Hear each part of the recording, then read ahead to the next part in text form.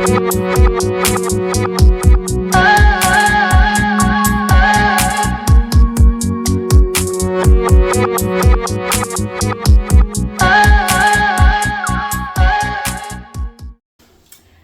is Living Your Authentic Life. I'm Emma. And I'm Aiden.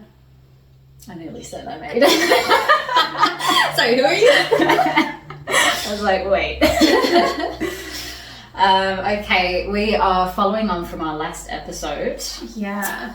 Giving you guys some tips and methods that we have both utilized when we're stuck in a bit of a rut and you need to start crawling back out of that hole. What can we do for ourselves to make that process happen? And as well as a disclaimer, we recognize that everybody has different methods. Some of the methods that we have utilized in the past maybe don't work for us anymore. So it's not saying that this is the surefire way to get out of the rut. It's just kind of what it is that we do as two individuals who... Yeah, expanding on our journey thus far. Yes, exactly.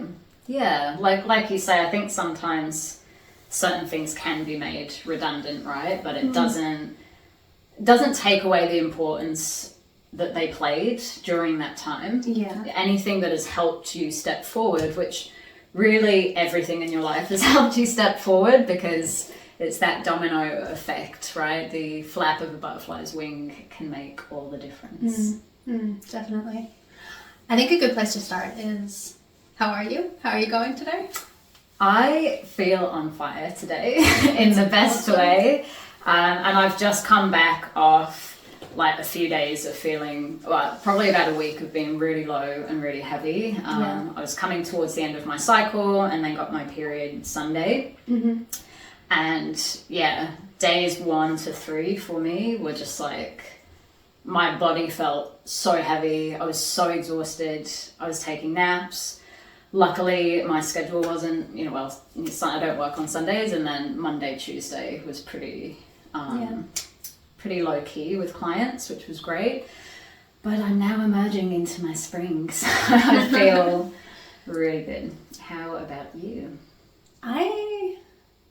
Well, honestly, I don't actually know how I am. I'm kind of coming to terms with the knowledge that I've been in a bit of a depressive phase recently, having a bit of a depressive episode. And of course, like I am not diagnosed with depression. I don't have any formal diagnoses, so I do use that term very lightly. I don't want to kind of make light of kind of people who seriously struggle with depression, right. But in the last few weeks, my husband's picked up on kind of signs that I've just not really been myself, and that I've been very low energy, very flat emotionally, haven't been engaging with stuff that I love, haven't really been able to find much emotional outlet, or any kind of emotional spark with a lot of things that I normally would be quite on fire with. And part of that, of course, is having a puppy and being exhausted because she's got a terrible sleep schedule, and so we're getting up throughout the night and I'm just bone weary. And yeah, tiredness. I know from experience and from working with clients, like lack of sleep and interrupted sleep plays a huge role in your mood, hormone regulation. Yeah, absolutely. So I'm very out of whack and out of touch with myself. But yesterday I lost my phone, which like is not the first time. I've spent so many, like there have been so many times over my life where I've lost something, and like the tailspin of panic that it sends you into when you're like, that's my whole life. Like I've got my calendars on that, my emails, I've got so much personal data on there, like sensitive information with regards to like bank accounts, things like that. I didn't feel any of that yesterday. I was kind of suspended in this like weird sense of unreality of like, this isn't real. It's not happening. Yeah, like the entire day. And then I was going home from work. It kind of started to sink in. Can I ask you a quick question there? Sure. Do you think that was like denial because you didn't want to face it, or do you think it was you trying not to tailspin and spiral? I don't know. So I've been thinking about this since I was like on the bus home, because throughout the workday, obviously I could distract myself from the thoughts of it by engaging with my job and doing my job and Doing your job. working, as I should most often be doing. But then on the bus home, like I didn't have my phone, so I didn't have music, so I didn't have anything to escape my thoughts, and I was just left alone with the thoughts. And my thought process was, why didn't I have the same reaction that I've had all of the other times? Because the last time that I lost my phone before moving to Australia was in the middle of a snowstorm, and it had fallen out of my pocket in a parking lot and gotten snowed on, so I couldn't find it. And I had been an emotional wreck the entire 6 hours that I didn't have it. I did find it eventually. Like, I went and scoured the entire parking lot after realizing that I'd lost it in the middle of the night in a snowstorm because I was so panicked about having lost it. And the fact that this time around I had that sense of like, there's nothing that I can do that is sensible. Going like frantic isn't going to help the situation. Like having a panic attack isn't going to help the situation. Ruminating on it and thinking about like all of the things that I should have done differently isn't going to change the fact that I'm in this position. And even though I was like high strung about it, I was kind of at this place of very blunt acceptance with it, and kind of like, even though I felt disconnected from it, I was kind of just like, okay, acceptance. Yeah, like this is the reality. So another question for you, if I can. Yeah. What do you think allowed you to even have that thought process this time around? Well, I interestingly was thinking that as well, and I think that I'm currently, I'm of two minds about it. Like, I'm still obviously in the middle of all of this, and so it's kind of a new realization that I'm grappling with. But I'm stuck between the sense of like, maybe the depressive episode is like severe enough that I can't get to that place of panic, or maybe I'm just so much healthier now than I was the last time that this happened. Like in the last year, this is the biggest emotional thing that I've faced since I stopped drinking. Yeah. The biggest like moment of sheer panic that I kind of had the opportunity to put into practice everything that I have been kind of utilizing for self-care and like meditation and like rationalization for irrational thoughts and for panic. And I think that that's probably the more likely thing. I would say, I would like to say that's the more likely thing. I'm hoping that that's the thing, because it also was a bit of a wake-up call from this whole period of being quite out of myself. It was just kind of a moment of like realization that through all of this kind of emotional lag that I've been experiencing, I have been avoiding dealing with it by turning to my phone and by diving deep into my phone. And I didn't have that. I didn't have the opportunity to turn to that because it was gone. And so instead of doing that, I was taking deeper breaths. I was leaning towards meditation. The entire bus ride home, I was very aware of what my breath was doing and aware of my kind of thought process and doing a bit of thought analysis for like the thought patterns that I had fallen into and the ideas that were coming up about like how long the bus was taking. Was this just because I'd been so kind of sucked into my phone that I'm like having time warp moments where I'm just like phasing out of reality a little bit and into social media? I find that super interesting because the way that I would look at that, like where I've kind of come to on my journey now, is that every time something happens, and this, I just want to preface this with saying took a lot of practice, like a shit ton of practice. But yes, still having that initial reaction of like, oh my God, I can't believe this has happened. I wish it wasn't happening. Yeah. And then going, okay, what do I have to learn from this? And I find that so interesting that you said you were in this depressive episode and really heavily relying on your phone and being sucked into it. And the universe went, here's an opportunity to come out of that. Yeah. And you took it and you came out the other side where you could have spiraled and like previously, before you quit drinking, would you have gone home and opened a bottle of wine? Probably. Yeah. In a heartbeat. Like, that didn't even cross my mind yesterday either. Amazing. Like, not once did I think, far out, I wish that I had. Yeah. Like, I wish I could just go home and drink. And, like, somebody as well, one of my colleagues was like, do you need to go home? And I was like, why would I do that? Like, why would I? What good would that do? Like, my phone's not at home. I know it's not at home. Yeah. And even if it was, like, no reason to go back for it, like, so I'm without my phone for a day, so I'm without my phone for a week, like... Yeah, it's actually, like, as devastating as it can feel in, like, this day and age to... I mean, I think the biggest thing for me would be, like, financially, I'd be like, oh my god, that's another, like, $2,000 Yeah. Because I buy my phones outright. But, yeah, apart from that, it's like, okay, fine. Yeah. You know, I've got a laptop at home. You know, I've got ways to contact people if I need to. Yeah. It's fine. It's not the end of the world. Yeah, I mean, like, I've got the work phone. It's like the digital calling system that we have. So called my husband, made sure that he knew that I didn't have my phone and that I'd lost it, and was a little bit prepared for him to be like, this is just like one more thing. This is another financial thing, just like that. But instead he was like, quite like, are you okay?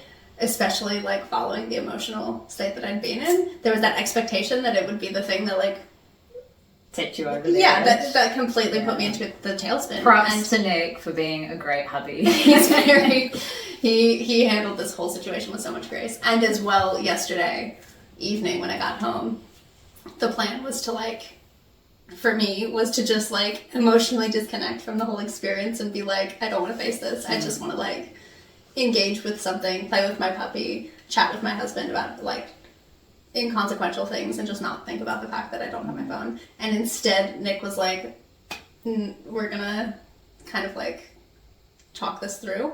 What is the worst thing that can happen with not having the phone? Oh, I love that question. Like, I love that question.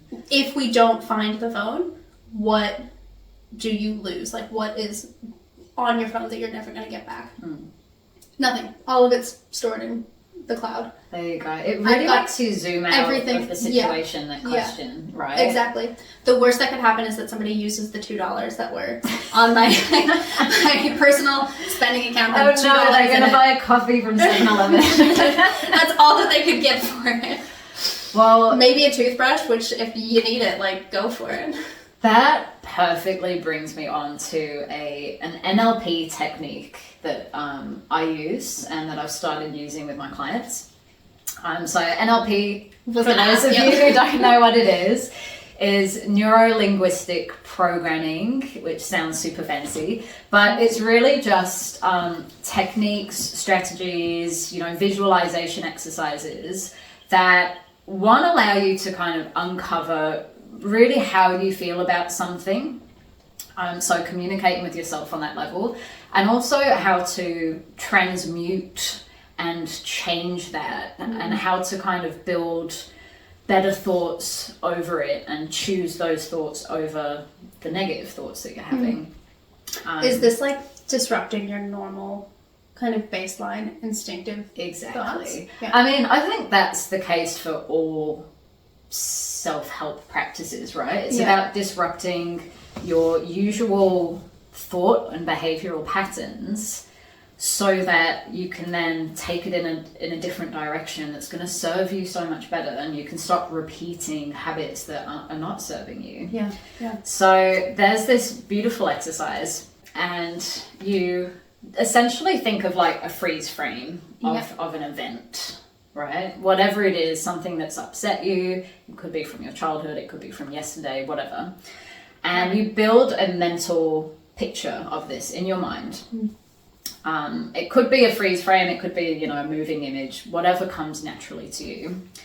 And then what you do, once you've got this image clearly in your mind, you begin to zoom out of it and you make the image smaller and smaller and smaller until it's just this like tiny little. And what's so amazing is that when you start to build this image initially, you're going to feel those emotions, right? You're going to be feeling like the panic that you had at that time, the fear, the anxiety. And as you start to slowly zoom out of this picture and make it smaller and smaller, your nervous system also starts to calm down. That's so cool. It's amazing. And you can use this technique for anything, right? I'm using this technique right now. Like 2 seconds, let me just like get into it. Okay, so the moment, obviously, I've just like stepped off the bus. My phone is sat on the seat, and I don't see it. It's one of those moments. How I'm picturing it, right, is like the moment in a movie where it like zooms in on the thing that's gone wrong, yeah, and there's that big like dun, dun, dun. And so that's my little moment. Okay. And is it just like taking the image of it and like moving it away? Moving it away from you. So almost like, you know, if you watch a movie and it just kind of like fades and the black around it just gets bigger, and there's just this tiny little square that's going out and out and out. Yeah. It's like that. I do that. Okay.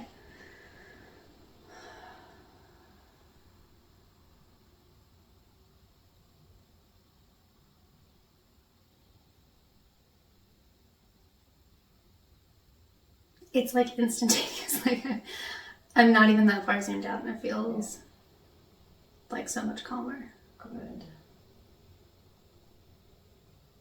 And I could just kind of see Aiden's chest like went from this kind of like restricted, rigid, and then you just took a breath, and then your breathing started to go into a kind of more natural and normal rhythm. Oof, sorry, what is that called again? It's NLP? NLP. You guys can look this up. There's tons of free information online. I listened to an audiobook, I think it was called The Beginner's Guide to NLP by Tom, can't remember his last name, but I will link it in the bio for those of you who are interested. I found it really fascinating. Yeah. Really fascinating. And there's so many different techniques to use there, but it gave me a real insight into not just like what I was thinking and feeling about certain situations, but actual tools to begin that whole distraction method, right? Where you take your thought process in a different direction. And like anything, you have to practice it for it to work for you properly. But yeah, it was full of gold, absolute gold. Awesome. There was even an exercise in there, I won't go through it today, but from Walt Disney. Really? One of the most successful people in the movie world. There's a strategy that he used, and he made all of his board members, you know, the people who created his movies, like they all had to follow this strategy. That's and it's now very widely used in screenwriting, and yeah. Oh, okay, so I'll definitely be looking that up myself. That's very interesting. I love that. That's so good. Cool. And I really do feel better about that. Yeah. And just on like how I am, I think this whole process has just kind of been a bit of a wake-up call moment. Do you feel proud of yourself? I wouldn't really say that, because I haven't shifted any habits yet. I think I think if you think of the term shifted as if like shifted and gone, and now I've successfully changed this thing permanently. Sure, but you have shifted because you reacted to this situation in a new way, in a healthier way. That's so true. And you got your phone back. That's true. I did get my phone back. Unfortunately, thankfully I'm very, very much aware of it. But I got the phone back, and the first thing that I wanted to do was like go onto it and like read more fan fiction. My escape. You'll learn. That's like when I'm not wanting to face the world, that's what I do. That's your escape. Yeah. And so I wanted to do that, and I was kind of like caught up in this moment of like, why am I like, have I not learned anything? Also, like, just for those of you listening, full disclosure, I was panicked getting off the bus yesterday because I was like in the middle of reading on my phone and had this moment of like the time warp right, and I like looked up and we were like pulling up to the bus stop, and I wasn't prepared, and I was like, oh crap, I've got to get my backpack, make sure I don't forget my water bottle, because that was the worst thing that I could have thought at the time, because I drink like a 2-liter water bottle and I need it. So I was like, got it, emotional support water bottle, gotta have that. And I like went to put my phone in my bag and missed the bag and didn't even think. And it's just because I was like too wrapped up in my phone. And so for my first reaction, my gut reaction to getting it back to be, let's go finish that story, let's read some more, is definitely jarring. The fact that I haven't immediately done that, I think, is definitely an indication that I've definitely learned something. It's a win. Yeah. And to be celebrated, because I think again, like, we have these end goals in our head of what we think we should be doing. Yeah. And we almost like refuse to congratulate ourselves until we get there. Yeah. You know, we're not taking those little wins. And That I is think true. it's so important to do that. So I think you should be proud of yourself for how you've dealt with this situation, because it has been better than you maybe would have previously dealt with it. And not only that, there's those other levels of you reflecting on, if I wouldn't have been so absorbed in this and paying a bit more attention, I wouldn't have left the phone in the first place. And then when you got the phone back, you had the awareness and the consciousness to ask yourself again, am I really just going to go straight back into that habit that caused me to lose my phone? Now, is it okay to get absorbed into a story? Absolutely. Yeah. Of course. Yeah.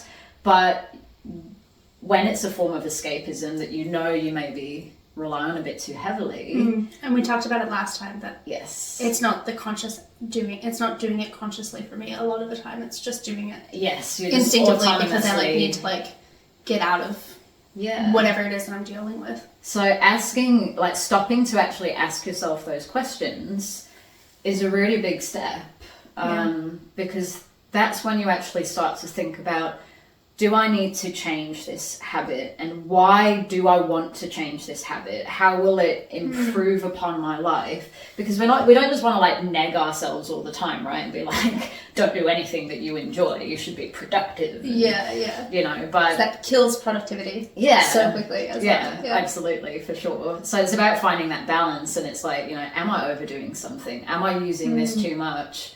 And how would my life look if I maybe had a bit more balance with this particular thing? Yeah.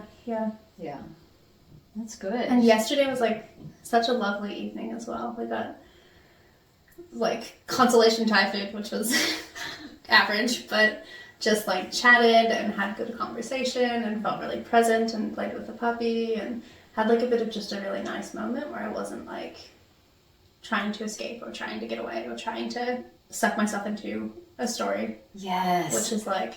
Have you ever had, I'm sure you must, well, you have, because you kind of just explained it, but if you listeners are still following along with us, I wonder how many of you have experienced this, because I would say most people have, where you might be doing something really pleasant and something in the back of your mind is like, but TV, you know, that next episode of the season that you're watching.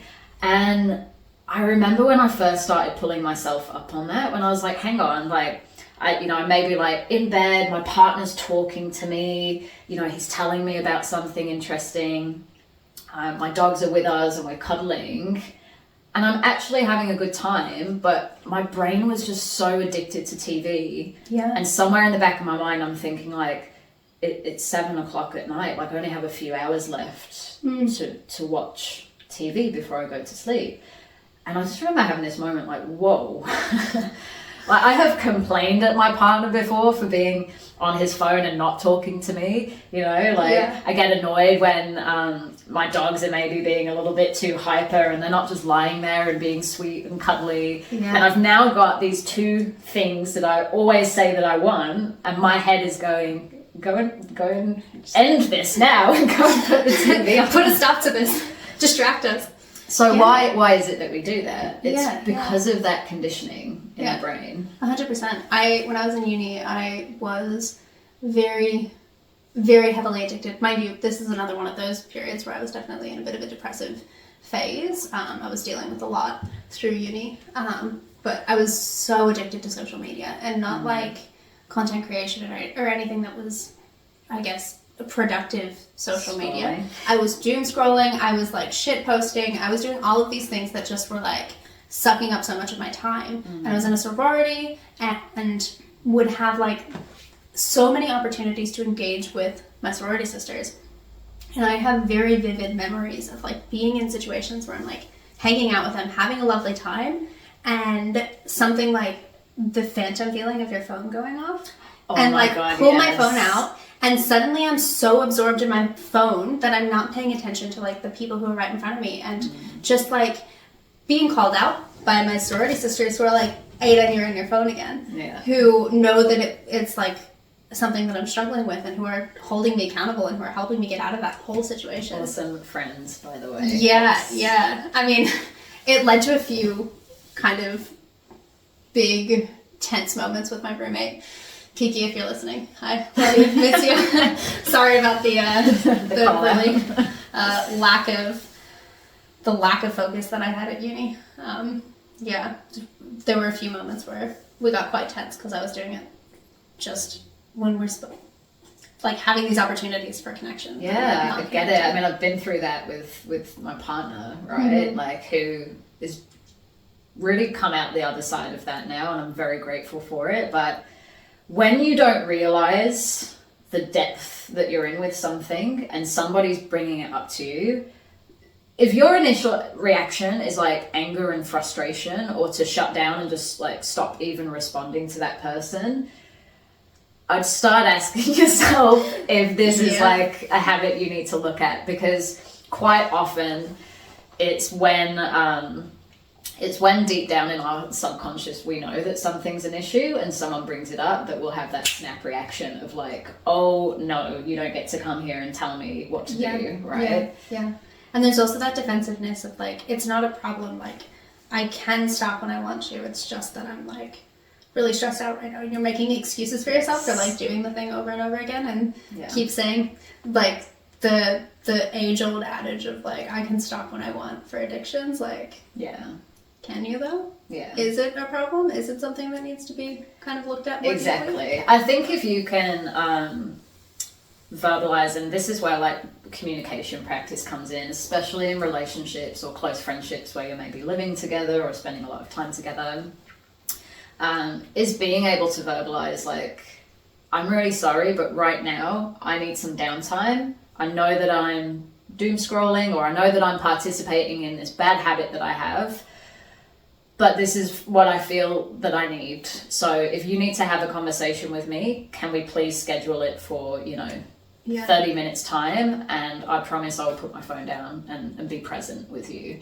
I think if you can do that and communicate to that level, that's still, even if you're aware that you're doing this crappy thing that you know is not really serving you, communicating to that level is really going to help you stay in healthy communication with other people, and keep the emotions that are rising high at bay a little bit. And that's also like a good tool of accountability, as well as putting the cap on yourself. So like Nick and I have a rule following like a busy day where we have like a decompression time when we're both home, where we can take the time to do whatever we want, whatever bad habit we have, for 30, 45 minutes, and then kind of end it and re-engage with each other after that. So like we don't do the whole, hi honey, how was your day, how was work, right when one of us walks in. Because there's still that moment of needing to decompress from it all before you can kind of like start engaging with it in a healthy way. And so having that kind of time set aside specifically to do the habits that we know are not good for us, that aren't serving us, that are just like watching YouTube, reading fan fiction, doing whatever it is that we kind of don't really, that doesn't serve us as much. And then following that 30, 45 minutes, we go play with the dog, play frisbee, reconnect with each other. And I've recently just not been doing a very good job at that. And I think that that's another wake up moment that this whole phone debacle has. Yeah, but good for you for owning that as well. Yeah. Again, it's the accountability level that it's such an important part in any journey. Whether you're changing habits or you're on a spiritual path, you're trying to heal some part of yourself. The first step and the most confronting step is being accountable and holding your hands up and going, you know, like, this isn't serving me and I have made the choices that got me here. Yeah. And for a lot of people, it's, well, for everyone, that's really difficult, right? Definitely. Because you have to take a long, hard look in the mirror and say, like, this is my fault.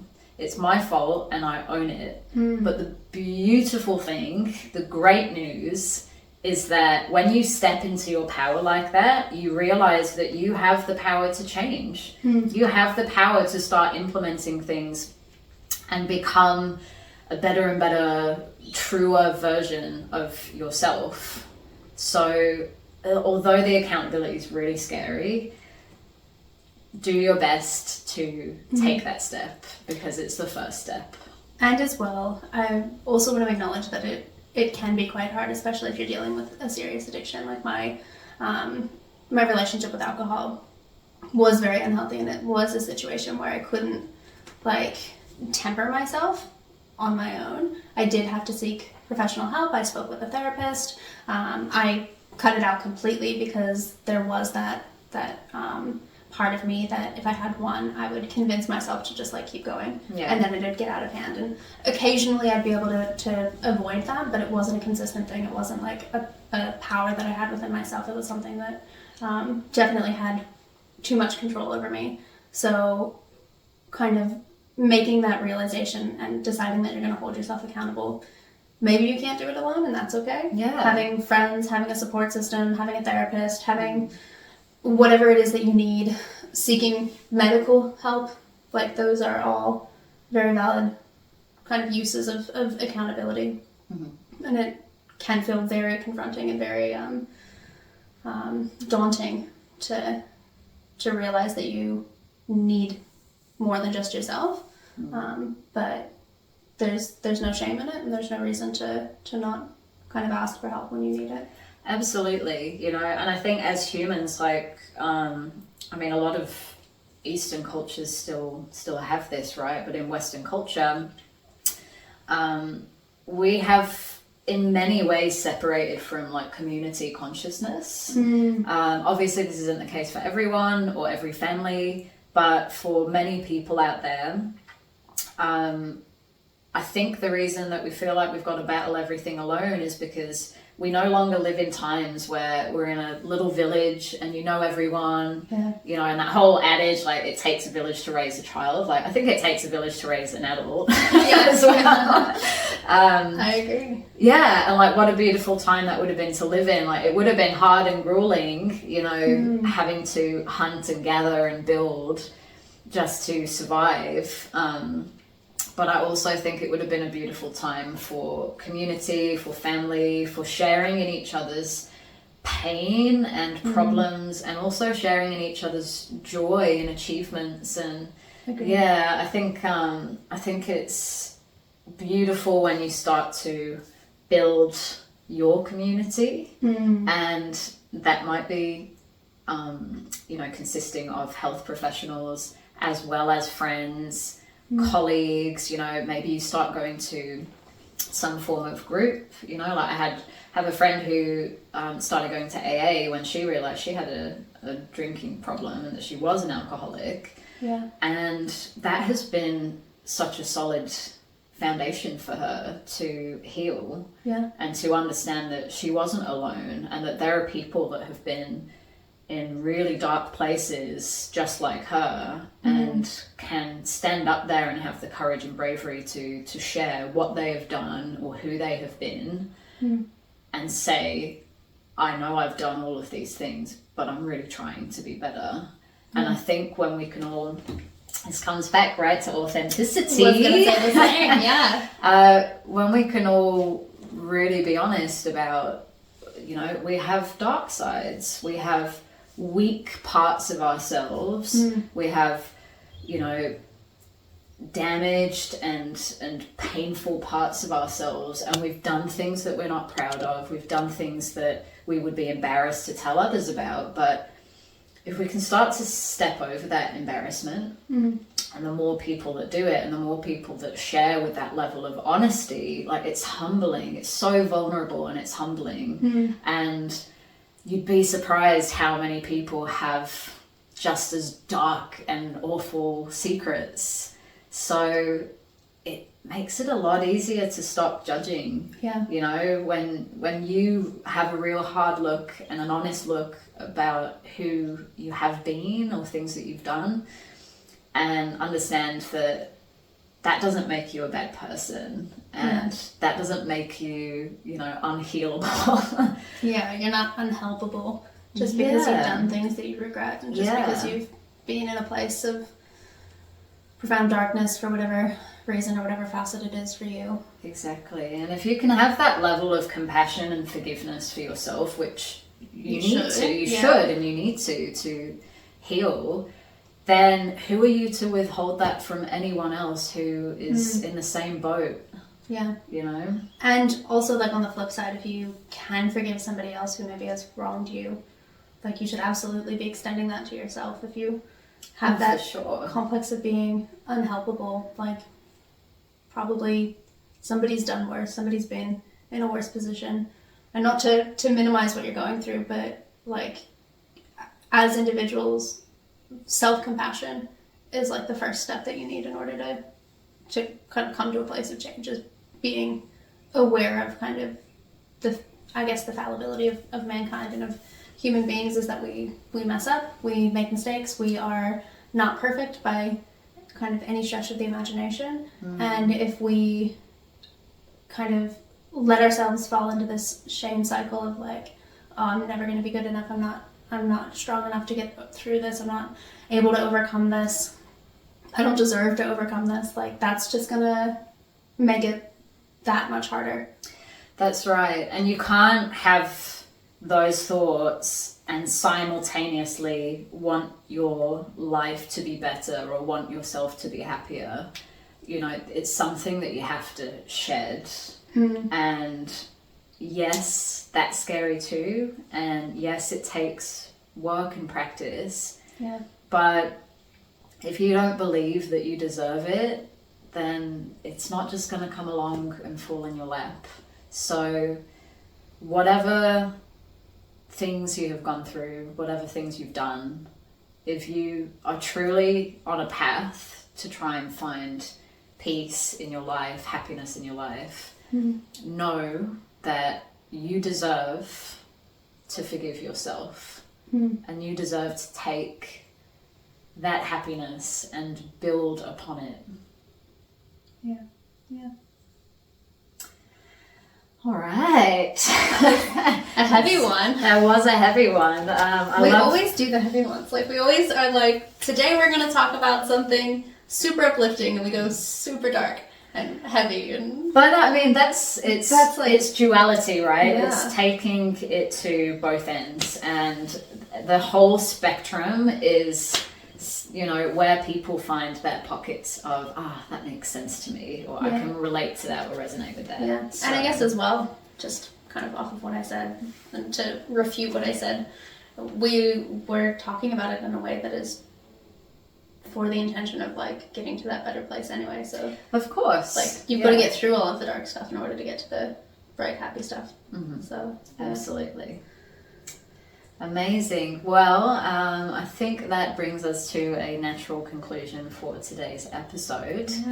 Thank you so much for following us on this journey. I hope there is something in this episode that has helped you or sparked a little thought that might just, plant a seed and grow into a beautiful new experience for you. And if you guys have anything that you want us to kind of chat about, if you're curious about anything within our lives, anything that we have opinions on, because we do have a lot of opinions, we can share opinions, we've got heaps to go around, but if there's any specific topic that you guys want us to touch on, please don't hesitate to reach out to us.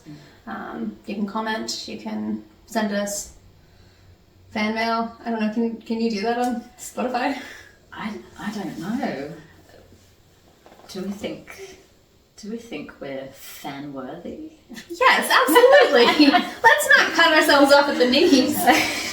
We're totally fan worthy. You guys are fans, right? Yes. Comments of love or comments of, I don't know, critique. Yeah. That Hold us accountable. we totally embrace everything. We really want this to be a place people come to explore their own vulnerabilities by watching us do the same, and We want to build that community that we were just talking about. Of yes, the village of helping each other, kind of through some of these things. And neither of us is trained professionals, but like we can hopefully at least encourage each other and everybody to kind of seek out those connections that they really need to get better. Yes, I love that. We're building our village. Welcome to the village. All right, take care, guys. Have a wonderful week, whatever you're up to, and we will see you next time. Bye.